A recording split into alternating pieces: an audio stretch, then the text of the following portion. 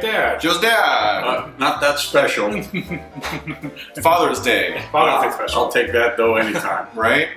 What are we making today? Okay, so today I figured I'd pick something that was pretty easy and that I know for a fact that Joe has tried before. So for a period of time, yeah, it was a lot of work around the house, and we were always running to get here and there, and always on a schedule to get things done. So I started making this chicken a la king.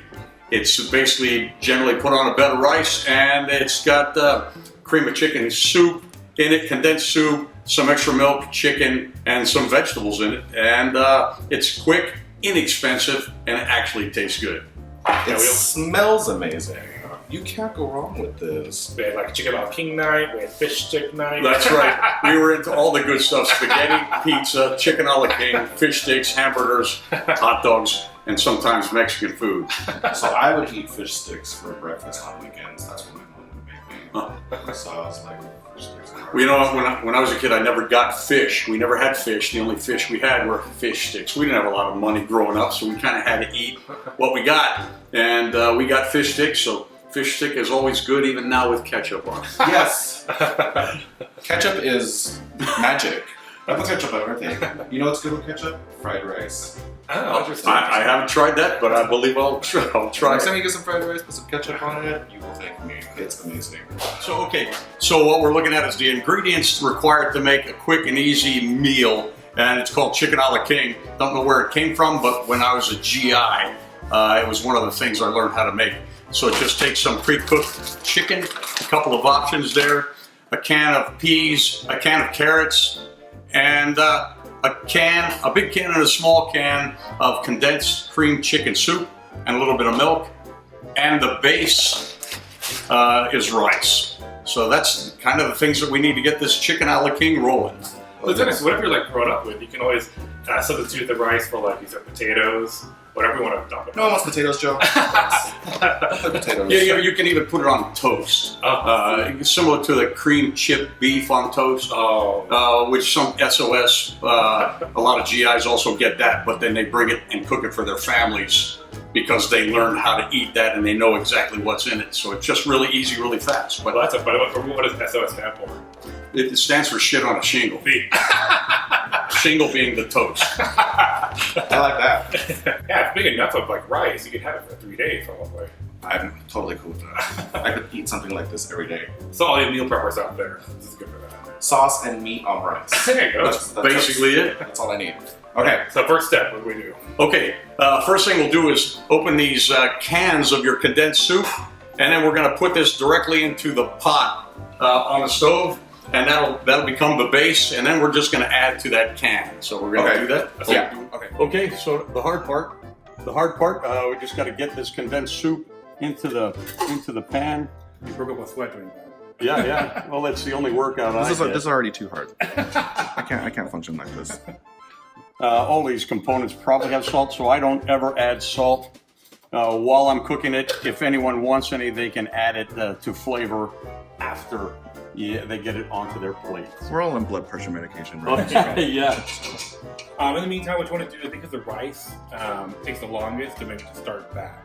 Before we put the peas and carrots in, we do want to gotta drain drain them. So these are just sliced canned carrots, and I always put the whole can in there. I seldom use the whole can of peas, just a personal preference, because none of my kids growing up ever I don't like liked peas. I don't like peas. They're sweet peas, so they're But in in there. this, I'm okay. In this, I'm okay. So I'm about 2/3 of the can of peas into the thing, and my preference is that's just about good. For me, that's too much already. Okay. But yeah, I remember one time Jackie, she like my sister, when we were eating like dinner one time, she had like peas on her plate, but she would like, leave the table without like finishing them. Really? And she would sit there for hours and not eat them, and usually I would give in and then not make her eat the peas, but it was terrible. Way to stand your ground, Jackie. All right, so I'm going to go ahead and turn this on so it starts to heat a little bit. But we don't want it to heat too quickly because the milk products and then the cream of chicken soup, easy to burn. So now I'm going to add about a can of milk. of the equivalent of a cup of milk or thereabouts. What you want is the consistency not to be so thick, but you want to make it so that it does pour a little bit. You want to have the mixture on top of the rice as opposed to like seeping right down to the bottom. You want to kind of have it sit on top so it can be eaten with the rice. So the bottom line is it usually takes about 20 minutes for this dish if you use pre-cooked chicken. Okay. So if you're cooking the chicken on your own, you prep that first. That'll take you another 20 minutes. So this happens to be just oven roasted diced chicken. It's available at every grocery store. And it's already cut up, so it just again saves time. And this is just about a pound, a little over a pound. Okay. Or you could go to Costco and get one of those rotisseries. That's actually the best, and that's my preference.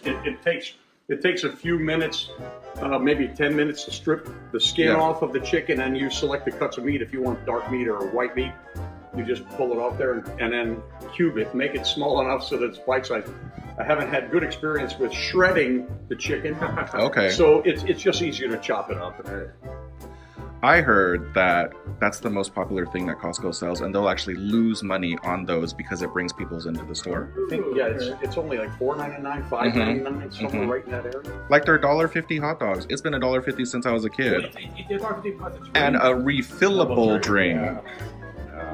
I love those. I'm gonna get like one of the hot dog drink combos, but that's a pizza. And then some samples. You just got to fight all the Asians. Shoot. So pretty much, this is what the concoction looks like in the pan, and amazing. And it's fast, it's easy, and now we just let it heat and percolate for a bit, and you can put a lid on it, but you have to make sure you stir it so that it doesn't get burnt. Okay, so now we just like cook this and wait, right? That's exactly it. A nice good heaping of rice. There you go. All right, and now the end result. Here we go. And bring back so many memories. Hopefully they weren't bad. There we go. Repressed. Alright, so we're gonna try these. Now there's no salt used when we're preparing this stuff, but you can salt it to taste if you want to afterwards. Just kind of stuff. Oh, good. Yeah. And that's hearty. This, honestly, is my favorite kind of meal. It's too hot? Joe's very that's it. And I haven't made of asbestos. I think it's because when I was a kid, I always ate really fast. So I was just like, oh. So well, calloused mouth. Or no you feeling in there. you wouldn't realize that you just scalded your entire esophagus because it was already in your stomach. There you go. Yeah, and there's just burning holes in that stomach lining. This is amazing. Your doctor comes in, Lawrence, you have a couple ulcers. I don't know what that's from. Food really good. Yeah. Thank you. It's inexpensive, fast, and easy, and it's something you could actually take somewhere if you had to bring a meal or you have to bring something to an event. And Right. It makes a lot of food for sure. Yeah, you could make a ton of this. Yeah. Keep it and just eat it all week. Meal prep. Right? That's it. Well, thanks for coming on the show. Excellent. Thanks for having me. I'm happy to come over. You guys are doing a good job. I've looked at some of those recipes. I haven't tried any yet, but I've seen many that I want to try. Except if it doesn't come out of a can, I probably wouldn't do too good of a job of it. Yeah, Joe and I have been a little overly ambitious on some of the things, but it was fun. Made a souffle successfully. And A Yule log. Huh? And sticky top pudding. That was the best one. With the marshmallow glaze. They all sound good and they look good when I watch them. And I just don't have enough guts to try and make it. Because at my house, it's my wife who does the baking. Okay. And, would you get upset if you started baking something? No, Trying to steal her thunder? she might be mad if it was better than her stuff. I'll put it that way. Okay. So in trying to maintain your marriage. Yes. Yeah, my mom gets pissed that I make some things that she makes that are better than hers. And my dad agrees. He's like, oh, this is better than you make it. She gives me this really dirty look. The dumplings. Yeah, the dumplings. You compliment when you can. if you can. And if you can't, you've got to give that constructive criticism, because otherwise that dish may be made for someone else that might embarrass someone. Yeah, well, my mom cooks amazing, right? But then when I was a kid, I would put ketchup on it. And she would get so mad. She's like, why are you putting ketchup on that? I slaved and you're going to put ketchup on this? And I'm like, it's a vegetable. Or is it a fruit? Tomato? Tomato is That's a fruit. See, it's a protective quality of the plant. I'm American, Mom. Let me put ketchup on my food. There you go. Right? That's it. All right. Thank you. Thank you, guys. Thank you for watching. If you guys like this, like us, follow us. Subscribe. Follow us on social media. Subscribe. Yeah. Until next time. Thank you. Happy Father's Day. Yeah. Happy Father's Day.